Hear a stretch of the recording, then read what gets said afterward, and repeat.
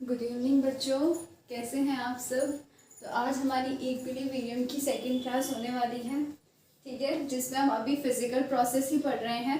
तो अभी कौन सा टॉपिक पढ़ने वाले हैं हम पढ़ने वाले हैं equilibrium involving dissolution of solid and gas in liquid। इसको हम अच्छे से समझेंगे और इससे ना क्वेश्चन बनेंगे, इम्पोर्टेंट है। ये हमने थोड़ा बहुत सॉल्यूशन में भी पढ़ा हुआ है, हमने जितना सॉल्यूशन अभी तक पढ़ लिया उसमें इसका थोड़ा सा पार्ट है जो आप इजीली समझ जाओगे, है ना। चलो देखते हैं, क्योंकि सॉलिड का डिसॉल्व लिक्विड में हमने वहाँ पे पढ़ा है, गैस का डिसॉल्व लिक्विड में हमने वहाँ पे पढ़ा है, ठीक है, जिसमें हमने हेनरी लॉ भी लगाया था। तो देखते हैं एक एक करके। सबसे पहला हम बोलते हैं solid in liquid. Solid in liquid देखते हैं क्या होगा बेटा, क्या होगा। हमने ये पढ़ा था कि ये आपका लिक्विड है, ठीक है, मान लो ये हमारा क्या होता है, लिक्विड होता है। हम क्या करते हैं, इसमें सॉलिड डाल रहे हैं। सॉलिड के कुछ पार्टिकल्स हमने क्या डाला, इसमें डाला, वाटर ले लिया। सॉलिड के कुछ पार्टिकल डाला, सॉलिड में हम शुगर ले लेते हैं। ये हमने पढ़ा था थोड़ा बहुत, दोबारा से हम इसे पूरे अच्छे से पढ़ेंगे। शुगर को मैंने इसमें डाला, वाटर में, ये इसमें डिसॉल्व हो गया। इसका मतलब क्या है, कोई भी दो चीजें आपकी एक साथ डिसॉल्व हो रही है, एक साथ मिल रही है, इसका मतलब क्या है कि इसकी जो सॉल्युबिलिटी है, इन दोनों की जो सॉल्युबिलिटी है वो क्या है, आपकी सेम है। यानी कि सेम टेम्परेचर में ये दोनों एक साथ डिसॉल्व हो सकते हैं। इससे हम क्या समझे, कि सॉल्युबिलिटी जो है वो क्या है, सेम है। ये समझ गए, ठीक है। हमने इसे डाला, सॉलिड का लिक्विड में डालना, सॉलिड को लिक्विड में डालना, उसका वहां पे डिसॉल्व होना, उसी को हम डिसॉल्यूशन बोलते हैं। सॉलिड का लिक्विड में डिसॉल्व होने को ही हम डिसॉल्यूशन बोलते हैं, ठीक है। इतना हम समझ गए, ठीक है, आगे देखते हैं।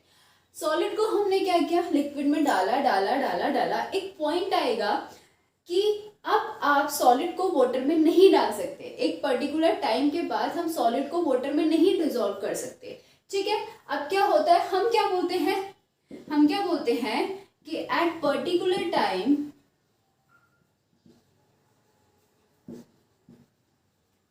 we can't dissolve solid sugar in solution। Solution क्यों बोला, पहले तो लिक्विड में डाल रहे थे, अब क्या हुआ, सॉलिड को लिक्विड में डाला, वो डिसॉल्व हो गया, उसमें क्या बन गया, अब यहाँ पे सॉल्यूशन बन गया। यानी कि क्या हुआ है, थोड़ा अमाउंट शुगर का इसमें डिसॉल्व हो चुका है, तो अब हम उसे क्या बोलेंगे, सॉल्यूशन बोलेंगे, है ना। तो अभी क्या है, चलो अभी हमने बोला कि ये वाटर है। अब क्या हुआ है, थोड़ा अमाउंट इसमें डिसॉल्व हो चुका है, तो ये सॉल्यूशन बन चुका है। सॉल्यूशन में आपका शुगर है प्लस H2O है ना, और जो हम बाहर से डाल रहे हैं वो हमारा शुगर है। समझ आ गया आपको। तो एक टाइम आता है जहाँ पे हम सॉलिड को डिसॉल्व नहीं कर सकते हैं अपने सॉलिड सॉल्यूशन, मतलब ये शुगर सॉल्यूशन में, है ना। तो क्या बोलते हैं, तो हम उस पॉइंट को क्या बोलते हैं, वो जो हमारा पॉइंट आता है हम उसको बोलते हैं, that is called a saturated point. क्या बोलते हैं, सैचुरेटेड पॉइंट आता है जिसमें अब हम सॉलिड को शुगर सॉल्यूशन में डिसॉल्व नहीं करेंगे।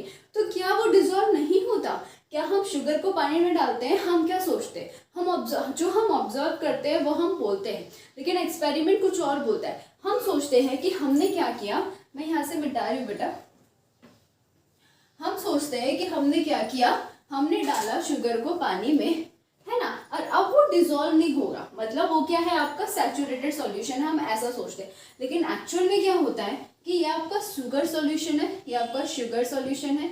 आपने इसमें, और ये आपका कौन सा पॉइंट है, ये हमारा सैचुरेटेड पॉइंट है, ठीक है। अब आप सोचते हो कि इसके बाद अब शुगर नहीं डिसॉल्व होगा, ऐसा नहीं होता है। इसमें होता क्या है कि आप शुगर को डाल रहे हो अभी भी, और शुगर इसमें डिसॉल्व हो रहा है अभी, लेकिन क्या होता है कि यहाँ पे जैसे ही सैचुरेटेड पॉइंट आता है तो शुगर जो आप डालोगे वो डिसॉल्व तो होगा, लेकिन उतना ही शुगर जितना आपने डिसॉल्व किया उतना ही शुगर इस यहाँ से जो अंदर आपके सॉल्यूशन में होगा, जो आपके सॉल्यूशन में होगा, यहाँ से क्या हो जाएगा, आपका एक दूसरे से कोलाइड होके ऊपर आ जाएगा। किसकी फॉर्म में आ जाएगा, शुगर की फॉर्म में आ जाएगा। समझ आया मैं क्या बोलना चाह रही हूँ, कि जितना आपने शुगर को डाला, मान लो आपने 2 ग्राम ऑफ शुगर को डाला, इसमें वो डिसॉल्व हो गया, उसने शुगर सॉल्यूशन बनाया, लेकिन उतना ही आपका शुगर सॉल्यूशन से 2 ग्राम आपका क्रिस्टलाइज हो गया, यानी कि क्रिस्टलाइजेशन हो गया। क्रिस्टलाइजेशन प्रोसेस क्या होती है कि सॉल्यूशन से हम बाहर निकाल रहे हैं उसको, यानी कि जो चीनी पानी बोलते हैं हम हिंदी में, उससे हम सेपरेट कर रहे हैं शुगर को। तो ये जो प्रोसेस हो रही है ये आपका सैचुरेटेड पॉइंट में चल रही है। अब आपने एक चीज नोटिस करी कि जितना गया उतना निकल रहा, जितना गया उतना निकल रहा। इसका मतलब क्या है, यहाँ पे क्या हो रहा है, जो आपका रेट ऑफ डिसोल्यूशन है, जिस स्पीड से आप रेट को मतलब डिसॉल्व कर रहे हो और जितना ग्राम आप डिसॉल्व कर रहे हो वो किसके बराबर हो रहा है, वो आपका बराबर हो रहा है रेट ऑफ क्रिस्टलाइजेशन के। यही हम पढ़ते आ रहे हैं, इसी को हम क्या बोल रहे होते हैं, यही हमारा इक्विलिब्रियम हो रहा होता है। ठीक है, इतना हम समझ गए। एक चीज जो यहाँ पे बहुत ज्यादा इंपॉर्टेंट है उसको ध्यान से पढ़ लो कि यहाँ पे होता क्या है। सबसे पहली चीज अगर बोला जाए कि यहाँ पे है क्या, हमने क्या कर रखा है, हमने टेम्परेचर स्टार्टिंग से लेके एंड तक क्या कर रखा है बेटा, कांस्टेंट कर रखा है। चलो टेम्परेचर छोड़ो, इसमें टेम्परेचर नहीं आएगा, टेम्परेचर रहने दो। जो इसका सबसे इंपॉर्टेंट पॉइंट है बस उसे याद रखो कि यहाँ पे होता क्या है, आपने शुगर को डाला है। अब देखो बिना किसी प्रेशर के, मतलब आपने कोई एक्स्ट्रा प्रेशर नहीं लगाया, आपने कोई एक्स्ट्रा फोर्स नहीं लगाया, बिना किसी एक्स्ट्रा फोर्स के शुगर जो होता है इस सॉल्यूशन में इस वाटर में घुलता जा रहा है, यानी कि डिसॉल्व होता जा रहा है। ऐसा क्यों, क्योंकि सॉल्युबिलिटी यहाँ पे क्या है, कांस्टेंट है। अब देखो यहाँ से क्या बनता है, यहाँ से आपका क्वेश्चन बनता है कि आपका जब डिसोल्यूशन होता है सॉलिड का, हम लिक्विड में करते हैं, तो उस टाइम पे कौन सा पैरामीटर, कौन सा फैक्टर आपका कांस्टेंट होता है, सॉल्युबिलिटी हमारा कांस्टेंट होता है। ये बहुत इंपॉर्टेंट है, इसको याद रखना। ठीक है, इसमें इतना ही है, इसका स्क्रीनशॉट लेना चाहते हो तो आप लो, अदरवाइज मैं इसको मिटा रही हूँ। ठीक है, आप ले सकते हो।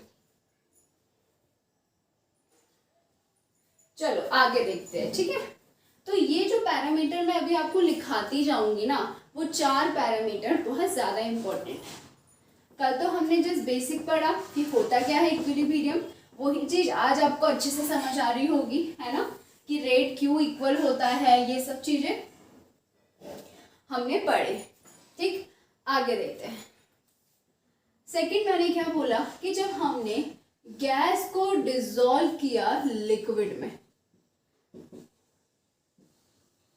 गैस को डिसॉल्व किया लिक्विड में, क्या होता है, देखो गैस को डिसॉल्व कर दिया, कंटेनर को बंद भी कर दिया, होगा क्या। एग्जाम्पल मैं आपको एक डेली लाइफ का बहुत अच्छा एग्जाम्पल देती हूँ। कोल्ड ड्रिंक तो सभी पीते हैं, है ना, जो नहीं पीनी चाहिए, बहुत बेकार होती है, मत पिया करो। मैंने भी छोड़ दी है, अब कोई ज़बरदस्ती पिलाता है तो तब पी लेते हैं, लेकिन छोड़ दी है। तो कोल्ड ड्रिंक में होता क्या है बेटा, देखो आप क्या करते हो, ये आपकी कोल्ड ड्रिंक की बोतल है, कोका कोला की बोतल है, ये आपकी कोका से समझ जाओ। ठीक है, ये क्या है आपकी, बंद है अभी, इसके अंदर क्या है आपका पूरा कोका कोला वाली ड्रिंक है। इस ड्रिंक के अंदर है क्या, इस ड्रिंक के अंदर आपकी गैस है जो आपकी CO2 है, प्लस आपका लिक्विड है। ठीक है, अब इसका मतलब क्या है कि गैस को लिक्विड में डिसॉल्व किया गया है। एक चीज हमने देखा, मैंने इस बोतल को खोला तो आपकी झाग जो होती है एकदम से बाहर निकल जाती है, यानी कि CO2 जो उसमें डिसॉल्व होता है वो बाहर निकल के आ जाता है। इसका मतलब क्या है कि CO2 को जबरदस्ती उसमें डिसॉल्व कर रखा है। इसका मतलब क्या है कि इन दोनों की जो सॉल्युबिलिटी है वो आपकी सेम नहीं है, सॉल्युबिलिटी यहाँ पे सेम नहीं है, जबरदस्ती डिसॉल्व कर रखा है। तो इसके लिए हमारे जो हेनरी साइंटिस्ट थे, हेनरी ने क्या बोला था, हम कैसे डिसॉल्व करते हैं किसी को भी गैस को लिक्विड में बनाने के लिए, पहले तो गैस को लिक्विड में कन्वर्ट करना पड़ेगा, फिर उसे डिसॉल्व करना पड़ेगा। तो कैसे डिसॉल्व किया, जबरदस्ती डिसॉल्व किया, प्रेशर दिया है जबरदस्ती। इसका मतलब according to Henry law, Henry scientist बोलते हैं कि यहाँ पे भी आपका लिक्विड है और यहाँ पे ये आपका लिक्विड है, ठीक है, और ये आपका गैस है, ठीक है। इसको जबरदस्ती मैं प्रेशर दूंगी तो वो डिसॉल्व हो जाएगा। पिस्टन को ऐसे नीचे प्रेस करूंगी, यहाँ पे क्या है, लिक्विड है, ठीक, और ये थोड़ा बहुत गैस है, ये मैंने पिस्टन ऊपर है। जैसे मैं पिस्टन को नीचे मूव करवाऊंगी तो ये क्या हो जाएगा, आपका डिसॉल्व हो जाएगा गैसेस उसमें, है ना। तो अभी क्या होता है, हेनरी लॉ बोलते हैं, according to Henry law gases, या फिर आप इसे लिखो सॉल्युबिलिटी, ये हमने पहले भी पढ़ा है, फिर दोबारा पढ़ लेते हैं सॉल्यूशन चैप्टर में। Solubility of gas in liquid is directly proportional to pressure over the liquid, pressure of gas over the liquid.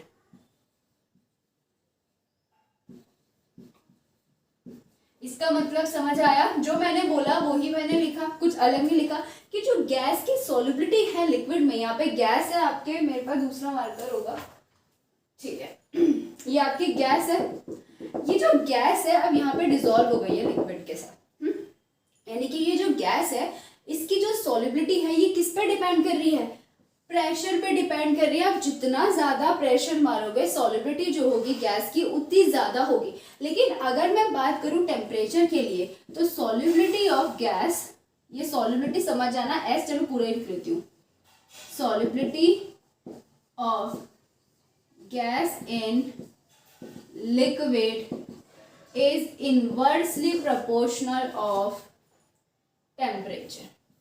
Temperature के क्या हो जाएगा, इनवर्सली प्रोपोर्शनल हो जाएगा। दिख रहा है आपको, हाँ दिख रहा है, ठीक है।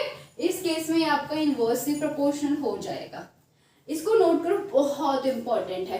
तो अगर आप बोलोगे कि मैडम इसमें कांस्टेंट के लिए पूछेंगे तो इसमें ये नहीं पूछेंगे, उसमें आपका ये ही पूछेंगे कि आपकी यहाँ पे गैस की जो सॉल्युबिलिटी होती है लिक्विड की वो किस पे डिपेंड करती है, प्रेशर पे डिपेंड करती है। जितना ज़्यादा प्रेशर होगा उसकी सॉल्युबिलिटी गैस की लिक्विड में उतनी ज़्यादा होगी, ठीक है। यहाँ तक कोई दिक्कत नहीं, स्क्रीनशॉट लो और मैं इसको मिटाती हूँ, ठीक है बेटा। हम टाइम को वेस्ट नहीं करेंगे, पढ़ते जाएंगे क्योंकि ये चैप्टर बहुत बड़ा है। आज फिजिकल प्रोसेस हम कंप्लीट करेंगे, कल से केमिकल पढ़ना शुरू कर देंगे, ठीक है। इतना हम समझ गए, यहाँ तक हमें कोई भी दिक्कत नहीं हुई, ठीक है। तो आगे क्या है हमारा, इसके बाद क्या है हमारे पास, जनरल कैरेक्टरिस्टिक इक्विलिब्रियम। चलो इसको पढ़ने से पहले हम एक टेबल है हमारे पास एनसीईआरटी में, उसको समझते हैं और उसके बाद हम कैरेक्टरिस्टिक पढ़ते हैं, ठीक है। इसके चलो एक टेबल है हमारे पास, वो देखते हैं क्या लिखा है उस टेबल में। उस टेबल में लिखा हुआ है कि जब आपका, कल आपने पढ़ा था कि सॉलिड से आपका लिक्विड में कन्वर्ट हो रही थी चीजें, और ये आपका किस में था, ये आपका एक आइसोलेटेड कंटेनर में हो रहा था। समझना ध्यान से, ये 4 पॉइंट बहुत इंपॉर्टेंट है। आइसोलेटेड कंटेनर में हो रहा था कि हमने कंटेनर लिया, हमने क्या पढ़ा था यहाँ पे कि हमने ऐसे यहाँ पे नहीं करते, हमने क्या किया था, आइसोलेटेड कंटेनर लिया था। आइसोलेटेड का मतलब क्या होता है, जहां पे एनर्जी का पास नहीं होता है, एनर्जी डजंट पास, ठीक है। एनर्जी आपके पास नहीं होगी, तो यहाँ पे आपका आइसोलेटेड कंटेनर है। यहाँ पे मैंने क्या बोला था, मैंने कहा था यहाँ पे एक मैंने बर्फ का टुकड़ा लिया, ऐसे करके मैंने बर्फ का टुकड़ा लिया, टेम्परेचर दिया इसको आपका 273 केल्विन, क्या है टेम्परेचर दिया इतना। इस टेम्परेचर को क्या बोलते हैं बेटा, मेल्टिंग पॉइंट टेम्परेचर बोलते हैं। इसी टेम्परेचर में आप देखोगे कि सॉलिड से लिक्विड बन रहा है और इसी टेम्परेचर में आपका लिक्विड से सॉलिड बन रहा होता है ना। आपने टेम्परेचर दिया, आइसोलेटेड है, पहले क्या होगा, थोड़ा सा पानी बनेगा आपका, पानी बनने के बाद हमने कहा थोड़ा सा यहाँ पे आपका पानी बनेगा। अब ये पानी उतना ही फोर्स इसकी तरफ लगाएगा, यानी कि पहले क्या हुआ, आपका टेम्परेचर दिया, इसने एब्जॉर्ब किया और पानी बन गया। अब पानी जितना उसने एब्जॉर्ब किया उसको रिलीज करेगा और वापस आपका बर्फ बन जाएगा। मैंने क्या बोला था, ये आपका जब आप थोड़े टाइम बाद देखोगे आपको वो बर्फ ही दिखेगा। ऐसा क्यों होता है, क्योंकि रेट जो होती है आपकी ये बर्फ से लिक्विड बनने की और जो रेट होती है आपकी लिक्विड से बर्फ बनने की वो सेम होती है। हमने क्या पढ़ा था, यहाँ पे हमारा जो रेट ऑफ मेल्टिंग होता है वो इक्वल होता है रेट ऑफ फ्रीजिंग के, जिसके वजह से हमको वो दिखता बिल्कुल ही वैसा है जैसा हमने इसे छोड़ा, बट एक्चुअल में इसके अंदर बहुत चीजें चल रही होती है, इसलिए हम इसे स्टैटिक ना बोल के हम बोलते हैं ये हमारा कैसा है, डायनामिक इक्विलिब्रियम है। अब यहाँ पे अगर आपको बोलेगा कि यहाँ पे क्या कांस्टेंट है, पहली चीज जो हमको दिखी दैट इज मैटर, बर्फ उतरेगा उतना ही है। ऐसा नहीं कि मैंने 20 ग्राम का बर्फ लिया और वो 10 ग्राम का हो गया, नहीं। क्या होगा, पहली चीज है आपकी टेम्परेचर इज कांस्टेंट, एक ही टेम्परेचर में हो रहा है। सेकेंड चीज आपकी क्या हो रही है, यहाँ पे matter is constant, matter is constant. ये बहुत इंपॉर्टेंट पॉइंट है, इसको दिमाग में डाल दो। नेक्स्ट देखते हैं, नेक्स्ट हमने क्या पढ़ा था, लिक्विड से गैस की तरफ जब जा रहा होता है वाटर, तो यहाँ पे हमने क्या देखा, ये तो खत्म ही हो गया। लिक्विड से गैस की तरफ हम जा रहा होता है, सेम मैंने बोला कि हम एक आइसोलेटेड कंटेनर लेते हैं, यहाँ पे मैंने लिक्विड डाला है, ये मेरा लिक्विड है। अब क्या हुआ, मैंने 373 केल्विन इसे दिया, ये वेपर में कन्वर्ट होगा, फिर कुछ टाइम बाद देखेंगे कि प्रेशर बढ़ रहा है और एक टाइम के बाद प्रेशर आपका रुकेगा और थोड़ा सा कम होके फिर कांस्टेंट हो जाएगा। क्यों कांस्टेंट हो गया, प्रेशर कांस्टेंट हुआ। यहाँ पे हमने क्या वर्ड यूज किया, वेपर प्रेशर जो है वो आपका कांस्टेंट हो गया, दोनों का, लिक्विड और गैस का जो वेपर प्रेशर है वो आपका कांस्टेंट हो गया। क्यों हो गया ये वेपर प्रेशर कांस्टेंट क्योंकि इस टाइम पे ये इक्विलिब्रियम में आ गई। इतना हम समझ गए, कोई दिक्कत नहीं है कि मतलब जितने रेट से आपका लिक्विड से गैस बन रहा है उसी रेट से आपका गैस से लिक्विड बन रहा है, ठीक है। जिस रेट से आपका इवेपोरेशन हो रहा है उसी रेट से आपका कंडेंसेशन हो रहा है, ये हमने कल पढ़ लिया था। कांस्टेंट पूछा जाएगा तो इसमें वेपर प्रेशर हमारा कांस्टेंट रहता है, ठीक है। इतना आप समझ गए, इसको मैं मिटा रही हूँ, स्क्रीनशॉट लो आप इसका। चलो नेक्स्ट हमने जो अभी पढ़ा वही पॉइंट उसमें लिखा हुआ है 3rd and 4th, उसको पढ़ते हैं।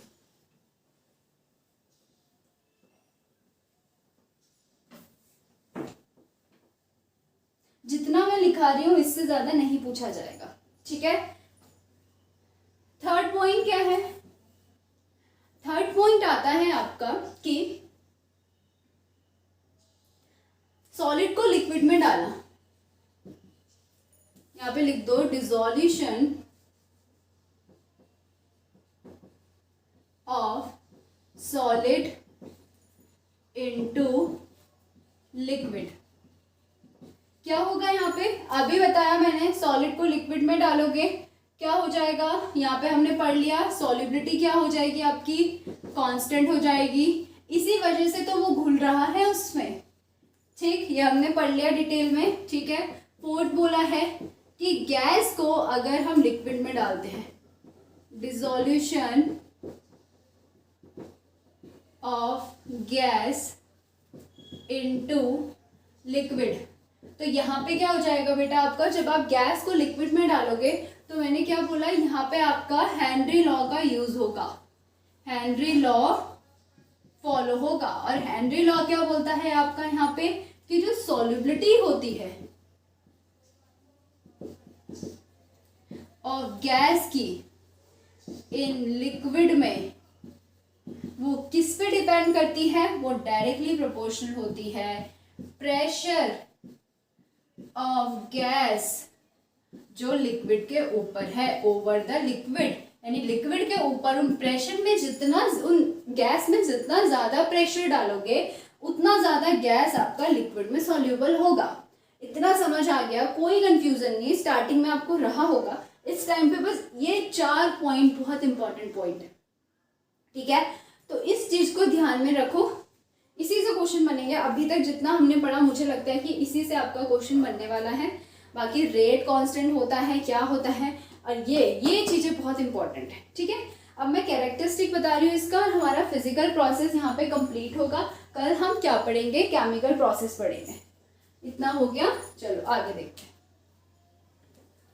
आगे आ रहा है आपका जो नेक्स्ट टॉपिक है, क्या है, सम अप करता है कैरेक्टरिस्टिक। कि आपने अभी तक क्या पढ़ा, हमने जो पढ़ा हम वही इसमें आपको बताएंगे, कुछ भी एक्स्ट्रा मैं आपको इसमें नहीं बताऊंगी। ठीक है, तो कैरेक्टरिस्टिक क्या बोलता है,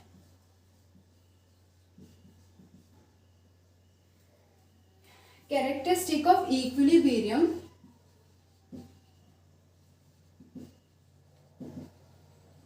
इन्वॉल्विंग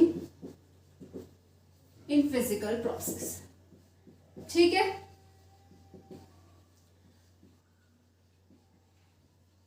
चलो पढ़ते हैं एक एक कैरेक्टरिस्टिक। पहला कैरेक्टरिस्टिक हमने क्या पढ़ा अभी तक, कि इक्विलिब्रियम जो होता है वो ओपन वेसल्स में कभी भी नहीं होता है। पहला पॉइंट मैंने पढ़ा कि equilibrium does not occur in open vessels. क्यों नहीं होता है कल ही बताया था कि अगर आप ओपन कंटेनर ऐसे रखोगे, यहाँ पे आपने लिक्विड लिया, ठीक है, टेम्परेचर कुछ यहाँ पे ज्यादा है समझ लो, ठीक है, लिक्विड आपका इवेपोरेट होगा, लेकिन आपको पता है जो गैस डिस्पर्ड होती है, सराउंडिंग इतना बड़ा है, बहुत ज्यादा होगी। और अगर आप सोच रहे हो कि जितना गैस आपकी निकली है उतना ही ये लिक्विड बन के वापस आएगी, वो नहीं होता, क्योंकि गैस का डिस्पर्स जो हो रहा है उसका रेट बहुत ज़्यादा होगा as compare to rate of condensation. ठीक है, इसलिए कभी भी ओपन वेसल्स में इक्विलिब्रियम आ जाए ऐसा नहीं हो सकता। पहली चीज हमने ये पढ़ ली थी। सेकंड हम क्या बोलते हैं कि इक्विलिब्रियम में होता क्या है, हमने पढ़ा था जो अपोजिंग फोर्स लगते हैं, यानी कि जो इक्विलिब्रियम में फॉरवर्ड और बैकवर्ड साइड से जो अपोजिंग फोर्स लग रहे हैं वो इक्वल लगते हैं, यानी कि rate of opposing force occur simultaneously, एक तो एक साथ लग रहे हैं, साइमल्टेनियसली एंड इक्वल। ठीक है, इक्वल और साथ साथ आपके लग रहे होते हैं। थर्ड हमने क्या पढ़ा, हमने पढ़ा कि जितना भी इक्विलिब्रियम हम पढ़ रहे हैं, इक्विलिब्रियम का मतलब क्या है कि कुछ ना कुछ आपका कांस्टेंट तो वहां पे होगा। जैसे इक्विलिब्रियम में कोई रिएक्शन आ गई तो इसका मतलब है कि वहां पे जो भी चीजें बढ़ रही थी, प्रेशर बढ़ रहा था उसने कांस्टेंट होना है, टेम्परेचर बढ़ रहा था उसने कांस्टेंट होना है, कंसंट्रेशन इंक्रीज हो रहा था उसने कांस्टेंट होना है, ये सारी की सारी क्या है आपकी मास ने कांस्टेंट होना है। ये सारी की सारी क्या है आपकी एक मेजरेबल क्वांटिटी है, जिसे हम मेजर करते हैं कि टेम्परेचर कितना है, प्रेशर कितना है, कंसंट्रेशन कितना है। तो हम देखते हैं कि इन ये आपका क्या है इक्विलिब्रियम मेजरेबल क्वांटिटी